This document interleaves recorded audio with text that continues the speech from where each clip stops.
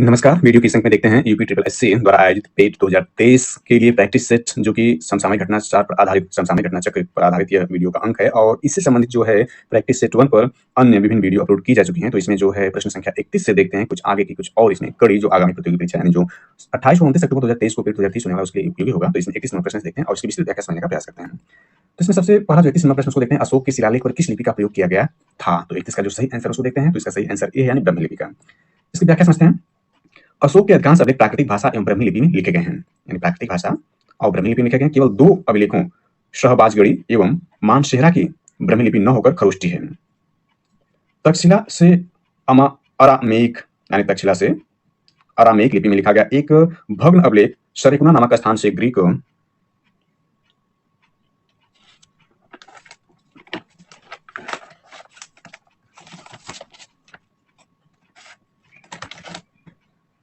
इसको और सरल शब्दों में समझने का प्रयास करते हैं।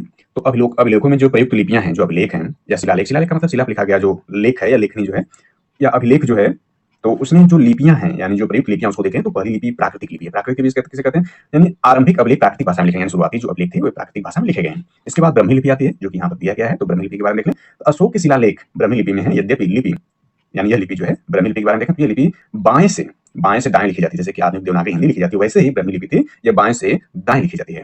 इसके बाद खरोष्टी लिपि देखें तो खरोष्टी लिपि जो है अशोक के कुछ शिलालेख खरोष्टी लिपि में है जो दाएं से बाएं लिखी जाती है, यानी यह जो है दाएं से बाएं लिखी जाती है, जैसे कि आधुनिक रूप से उर्दू भाषा लिखा जाता है उसी प्रकार से खरोष्टी लिपि थी।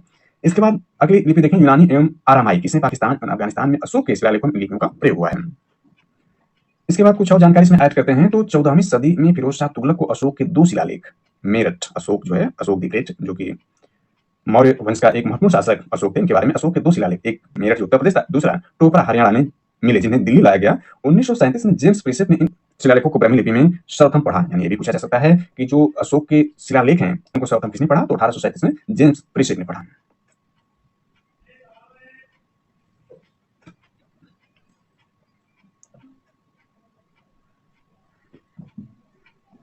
इसमें जो अगला प्रश्न उसको देखते हैं तो इसमें 32 नंबर प्रश्न से शुरू होता है। किस मुगल शहजादे ने 1657 ईस्वी में उपनिषदों का फारसी में अनुवाद किया था? इसका सही आंसर जो है वो डी है, दारा शिकोह ने। वेरी इंपॉर्टेंट क्वेश्चन, इसको इसकी व्याख्या देखते हैं। तो दारा शिकोह ने 1657 यहाँ जो दिया गया है, दारा शिकोह ने 1657 ईस्वी में उपनिषदों का फारसी में अनुवाद सिर-ए-अकबर नाम से किया। इसकी रचना शाहजहां के काल में हुई। मज्ज उल बहरैन 2 समुद्रों का संगम पुस्तक का लेखक भी दारा शिकोह था, यानी इसमें देखें मज्म उल बहरैन 2 समुद्रों का संगम पुस्तक का भी लेखक और इसके बाद सिर-ए-अकबर जिसका फारसी में अनुवाद उपनिषदों का जो फारसी में अनुवाद कराया वह दारा शिकोह ने 1657 ईस्वी में कराया। तो ऐड करें तो इसमें देखते हैं शाहजहां के पुत्रों में दारा शिकोह सर्वाधिक विद्वान था। इसने भगवद गीता, योग वशिष्ठ, उपनिषद एवं रामायण का अनुवाद फारसी भाषा में करवाया। इसने सर-ए-अकबर महान रहस्य यानी सर-ए-अकबर जो इसका मतलब महान रहस्य नाम से उपनिषदों का अनुवाद करवाया था। दारा शिकोह कादरी सिलसिले के मुल्ला शाह बदख्शी का शिष्य था। यहाँ पर जो है दारा शिकोह और उसके जो भाई औरंगजेब के बीच कुछ महत्वपूर्ण युद्ध हुए उसको भी संक्षेप में देख लेते हैं। तो 15 अप्रैल 1668 ईस्वी में दारा शिकोह एवं औरंगजेब के बीच जो है धर्मट का युद्ध हुआ। इस युद्ध में दारा शिकोह की पराजय हुई। यानी सबसे पहला युद्ध देखें तो धर्मट का युद्ध हुआ कब? 15 अप्रैल 1668 को। इसके बाद दूसरा जो है सामूगढ़ का युद्ध हुआ, यह 29 मई 1658 ईस्वी को दारा शिकोह और औरंगजेब के बीच में ही हुआ। इस युद्ध में दारा की हार हुई। इसके बाद उत्तराधिकार का अंतिम युद्ध जो हुआ यानी दारा शिकोह और औरंगजेब के बीच में उत्तराधिकार का अंतिम युद्ध जो हुआ वह देवराई की घाटी में मार्च 1659 ईस्वी को हुआ। इस युद्ध में दारा शिकोह की पराजित होने को इस्लाम धर्म की अवहेलना करने के आरोप में 30 अगस्त 1659 में हत्या करवा दी गई।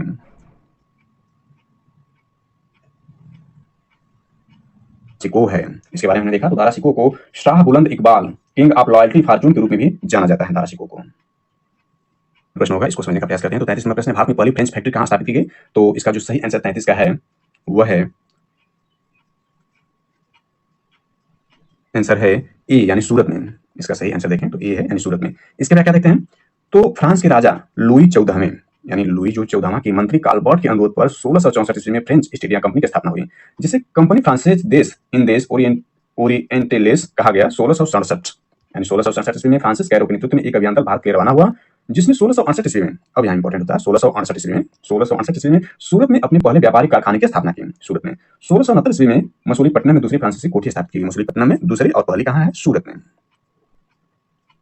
है। जो पांडिचेरी में सबसे पहली जो फैक्ट्री खोली गई वो डच नौसेना, इसमें यानी कहने का आशय हुआ कि डचों ने पांडिचेरी में अपनी पहली फैक्ट्री खोली थी। इसको देखते हैं। डच नौसेना नायक वादिर हेग सूरत एवं मलाबार में असफल होने के बाद 1605 ईस्वी में मसूलीपट्टनम में प्रथम डच फैक्ट्री खोली। तो मसूलीपट्टनम, सॉरी पौंडीचेरी नहीं, मसूलीपट्टनम जो है, मसूलीपट्टनम में प्रथम डच फैक्ट्री खोली। तो डच फैक्ट्री प्रथम कहाँ खोली गई? मसूलीपट्टनम में खोली गई। कब खोली गई थी? 1605 में, 1605 में खोली गई।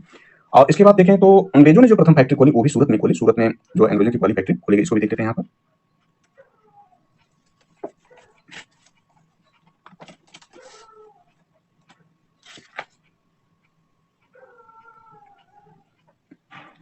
फ्रेंच फैक्ट्री के बारे में कहा गया है, भारत में पहली फ्रेंच फैक्ट्री था फ्रांसीसियों द्वारा। तो फ्रांसीसियों ने जो अपनी फैक्ट्री खोली थी वह 1669 ईस्वी में सूरत में खोली थी। और अंग्रेजों ने जो खोली थी वह 1613 में, यानी 1613 में, यानी फ्रांसीसियों से बहुत पहले, फ्रांसीसियों से बहुत पहले यानी 1613 में ही अंग्रेजों ने सूरत में अपना स्थायी कारखाना बना लिया था। इसको देखते हैं थोड़ा डिटेल में।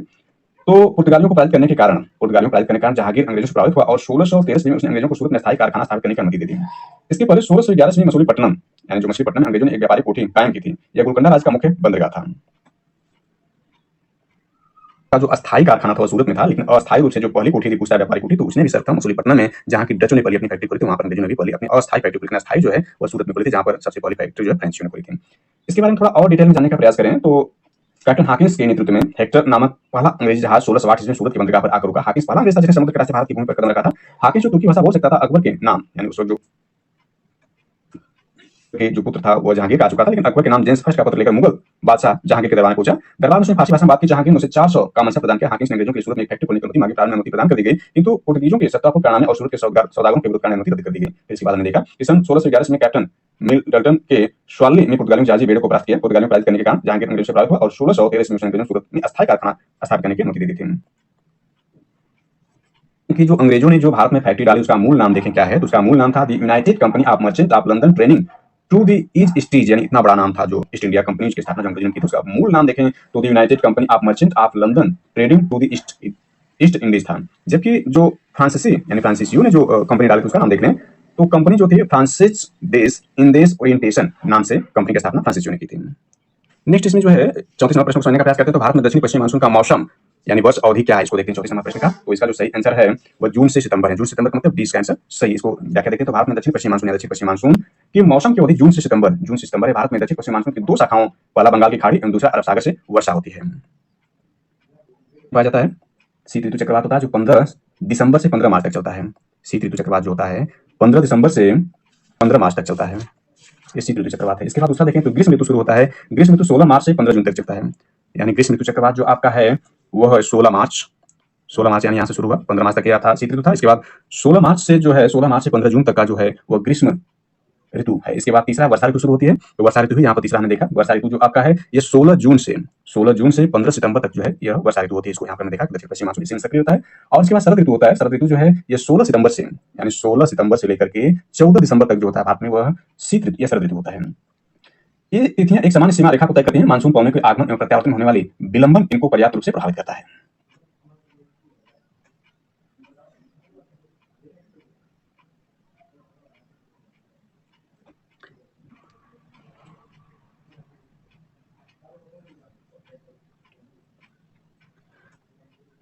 कि भारत की प्रायद्वीपीय आकृति कारण दक्षिण पश्चिम मानसून है। यहाँ जो दिया गया दक्षिण पश्चिम मानसून, यह जो है भारत की प्रायद्वीपीय आकृति कारण दक्षिण पश्चिम मानसून जो होता है दो शाखाओं में विभाजित हो जाता है। पहला अरब सागर की शाखा, दूसरा बंगाल खाड़ी की शाखा। तो पहले देखते हैं अरब सागर शाखा का मानसून सबसे पहले भारत के केरल राज्य में जून के प्रथम सप्ताह में आता है। यहाँ यह पश्चिमी घाट पर्वत से टकराकर केरल के तटों पर वर्षा करती है। इसे मानसून प्रस्फोट यानी मानसून बस्ट कहा जाता है।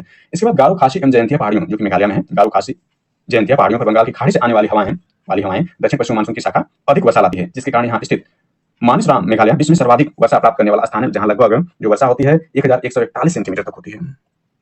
और इसमें देखें तो मानसून की अरब सागर शाखा तुलनात्मक रूप से अधिक शक्तिशाली होती है। दक्षिण पश्चिमी मानसून द्वारा लाए गए कुल आर्द्रता का 65% भाग अरब सागर से एवं 35% भाग बंगाल खाड़ी से आता है।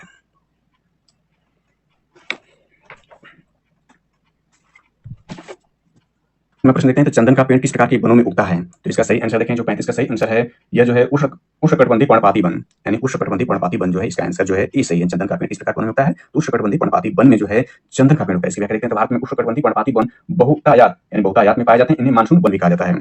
यानी उष्णकटिबंधीय पर्णपाती वन को जो है मानसूनी वन भी कहा जाता था। इस विकल्प में मानसूनी वन भी रहता तो उस मानसूनी वन को मानते, क्योंकि उष्णकटिबंधीय पर्णपाती वन का मतलब हुआ मानसूनी वन।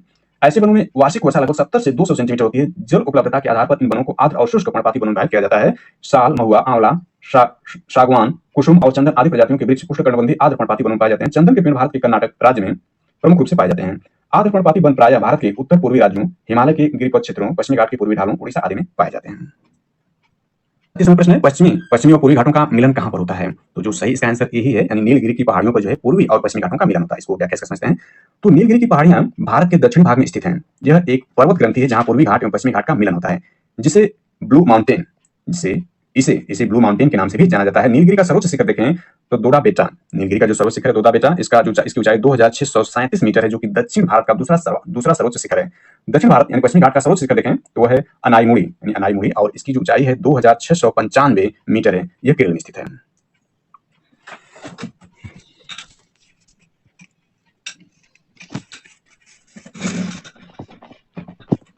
इलायची या जो ये करडाम की पहाड़ियां हम जो विकल्प 2 में देख रहे हैं, यह जो है दक्षिण की ओर यानी अनामुलाई के दक्षिण की ओर जो है करडाम की पहाड़ियां जो है यानी करडामम की जो पहाड़ियां है यह अनामुलाई के दक्षिण की तरफ है। और पलानी की पहाड़ियां जो है इसको हमने देखा कि जो है उत्तर पूर्व यानी अनामुलाई की जो है उत्तर पूर्व की ओर है, और यह तमिलनाडु में पलानी की पहाड़ियां, और हमने देखा कि अनामुलाई की जो पहाड़ियां है यह जो सर्वोच्च चोटी है उसके उत्तर की तरफ है। इसके बाद जो है कोडाई कनाल पानल पहाड़ियां जो कि प्रसिद्ध पर्यटक स्थल है, यानी कोडाई कनाल पलानी पहाड़ी जो है ये तमिलनाडु में है, जो कि प्रसिद्ध पर्यटक है जो तमिलनाडु में स्थित है। इसके बाद थोड़ी सी और जानकारी ऐड करते हैं। तो इसमें महाराष्ट्र में 2 जो है घाट हैं, यानी महाराष्ट्र में देखें तो थाल घाट और भोर घाट है। थाल घाट जो है नासिक से मुंबई को जोड़ता है, भोर घाट जो है मुंबई से पुणे को जोड़ता है, यानी संपर्क मार्ग है। और केरला में इसी तरह से 2 घाट है, एक पाल घाट है जो कोयम्बटूर से कोचीन को जोड़ता है, दूसरा जो सेनकोट घाट है जो त्रिवेंद्र से मदुरई को जोड़ता है। और इसमें जो लोनार झील है वो महाराष्ट्र में है। ये भी कई बार पूछ देता है, इसको एक्स्ट्रा जानकारी के रूप में ऐड कर लिए कि लोनार झील जो है महाराष्ट्र में है। कहते हैं तो 37 नंबर भारत का सबसे बड़ा सौर शक्ति संयंत्र कहां पे स्थित है? तो इसका जो सही आंसर वो डी है, यानी भादला में। इसकी व्याख्या देखते हैं तो नवंबर 2021 यानी जो नवंबर है उस 2021 के नवंबर तक की स्थिति के अनुसार राजस्थान स्थित भादला सोलर पार्क, यानी जो ये भादला है राजस्थान में है, भादला सोलर पार्क क्षमता जो है 2245 मेगावाट है। मेगावाट विश्व का सबसे बड़ा सोलर पावर पार्क है। इससे पूर्व भारत का सबसे बड़ा सौर ऊर्जा यानी सौर शक्ति संयंत्र माधापुर भुज गुजरात में था, यानी इससे पहले जो ये माधापुर है, माधापुर भुज जो गुजरात के भुज में स्थित था, यह सबसे बड़ा सौर शक्ति संयंत्र भारत था। लेकिन अब जो है भादला हो गया है सोलर पार्क जो कि राजस्थान में स्थित है, इसकी क्षमता 2245 मेगावाट है। नेक्स्ट 38 नंबर प्रश्न देखें तो निम्नलिखित में से किसने भारत सरकार अधिनियम 1935 को गुलामी का अधिकार पत्र कहा था? इसको समझने का प्रयास करते हैं। गुलामी का अधिकार पत्र है, इसका जो सही आंसर है वो है जवाहरलाल नेहरू, यानी ए इसका आंसर सही। इसको समझते हैं तो पंडित जवाहरलाल नेहरू ने भारत सरकार अधिनियम 1935 को गुलामी का अधिकार या दास्ता का आज्ञा पत्र बताते हुए इसकी कठोर आलोचना की थी। ब्रिटिश शासन के पूरे इतिहास में 1935 का अधिनियम सबसे लंबा चौड़ा प्रलेख था। इसमें 14 भाग, यानी इसमें भाग देखें तो 14 भाग था, और 321 धाराएं व 10 अनुसूचियां थीं। का जो मूल संविधान बना, जिसको 1949 26 नवंबर 1949 को बनकर तैयार हुआ, 26 नवंबर 1949 को बनकर तैयार हुआ या अंगीकृत किया गया, और 26 जनवरी 1950 को इसको लागू किया गया, जब तब से भारत का गणतंत्र दिवस शुरू हुआ, और 26 नवंबर 1949 को बनकर तैयार हुआ। इसी कारण 26 नवंबर को जो है भारत में विधि दिवस मनाया जाता है। तो मूल रूप से जो 1949 में बनकर तैयार हुआ उसमें देखते हैं भारत में संविधान कितने भाग थे, तो उसमें एक प्रस्तावना दी गई थी। इसके बाद उसमें 22 भाग थे, इसके बाद 8 अनुसूचियां दी गई थी, जो कि वर्तमान देखें तो 12 अनुसूचियां हो चुकी हैं, और मूल संविधान में 395 अनुच्छेद थे। और प्रेजेंट के हिसाब से देखें, प्रेजेंट के हिसाब से एक प्रस्तावना तो वैसे ही है, अनुच्छेद वर्तमान में जो है 470 हो चुके हैं, और भाग जो है वह आपका 22 से बढ़कर 25 भाग हो चुके हैं, और अनुसूचियां 12 हो चुकी हैं प्रेजेंट के हिसाब से देखा जाए तो। प्रश्न है तो करा भारत की सबसे लंबी नदी का नाम बताइए। तो इसका जो सही आंसर है भारत की जो सबसे लंबी नदी है वो गंगा नदी है। इनको समझने का प्रयास करते हैं 45 में। तो भारत की सबसे लंबी नदी गंगा नदी, इनकी कुल लंबाई 2525 किलोमीटर यानी 2525 किलोमीटर है। इनकी मुख्य धारा भागीरथी नदी का उद्गम गंगोत्री ग्लेशियर से गोमुख नामक स्थान पर होता है। टिहरी में इसमें भिलंगना तथा देवप्रयाग में अलकनंदा नदी आकर मिलती है। भागीरथी और अलकनंदा की संयुक्त धारा ही आगे गंगा के नाम से प्रवाहित होती है, बंगाल खाड़ी में मिल जाती है।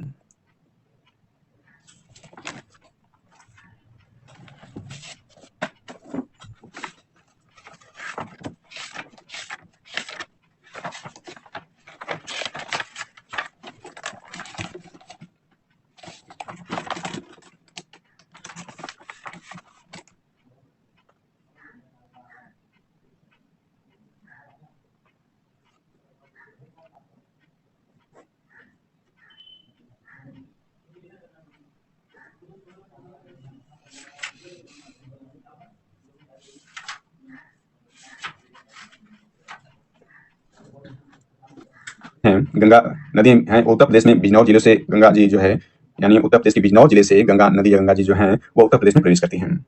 इसके बाद जो यमुना नदी है वो उत्तर प्रदेश के सहारनपुर जिले से उत्तर प्रदेश में प्रवेश करती है। हिंडन नदी भी जो है उत्तर प्रदेश के सहारनपुर जिले से उत्तर प्रदेश में प्रवेश करती है, हिंडन नदी भी।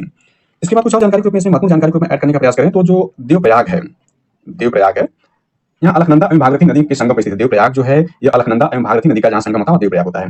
रुद्रप्रयाग देखें तो रुद्रप्रयाग जो है अलकनंदा एवं मंदाकिनी, यानी अलकनंदा और मंदाकिनी जहाँ मिलती हैं वहाँ रुद्रप्रयाग होता है। इसके बाद अलकनंदा जो है, अलकनंदा नदी बद्रीनाथ से बहती है, और अलकनंदा में चमोली, टिहरी और पौड़ी गढ़वाल जिले से होकर बहती हैं। इसके बाद इसमें एक और महत्वपूर्ण रूप से जानकारी के रूप में ऐड करें तो इसमें जो है गोमती जो एकमात्र गंगा की सहायक नदी है जिनका उद्गम मैदान में होता है। गोमती नदी का उद्गम क्षेत्र गोमलताल, फुल्लर झील, जिला पीलीभीत, उत्तर प्रदेश में है। यह गंगा की एकमात्र सहायक नदी जिनका उद्गम जो मैदान में होता है। कहते हैं तो जो दक्षिण की गंगा यानी दक्षिण की गंगा के नाम से जो जानी जाती है गोदावरी नदी को जाना जाता है, यानी जो गोदावरी नदी है उसको दक्षिण की गंगा के नाम जाना जाता है। और यह नासिक जिले महाराष्ट्र के यानी नासिक जिले महाराष्ट्र में की बंगाल की खाड़ी त्र्यंबक गांव की एक पहाड़ी से निकलती है। सॉरी, इसमें इस प्रकार देखें तो गोदावरी नदी जो है ये इसको दक्षिण गंगा कहा जाता है और ये नासिक जिले जो महाराष्ट्र है की त्र्यंबक गांव की एक पहाड़ी से निकलती हैं और ये बंगाल खाड़ी में गिरती हैं। इनकी लंबाई 1465 किलोमीटर। इसे वृद्ध गंगा या दक्षिण की गंगा यानी दक्षिण गंगा भी कहा जाता है। जबकि दक्षिण भारत की गंगा के नाम से देखें, दक्षिण भारत की गंगा जो कावेरी नदी कहा जाता है और इसका जो ये जो है कर्नाटक के कोल्लम जिले में स्थित ब्रह्मगिरी पहाड़ी पर इनकी ऊंचाई पर देखें तो 1341 मीटर है। बंगाल खाड़ी में गिरती है। इनकी जो लंबाई 800 मीटर। इसे दक्षिण भारत की गंगा के रूप में जाना जाता है। शिव समुद्र जलप्रपात तथा श्रीरंगम एवं शिव समुद्र द्वीपों की उपस्थिति इसका महत्व बढ़ा देती है।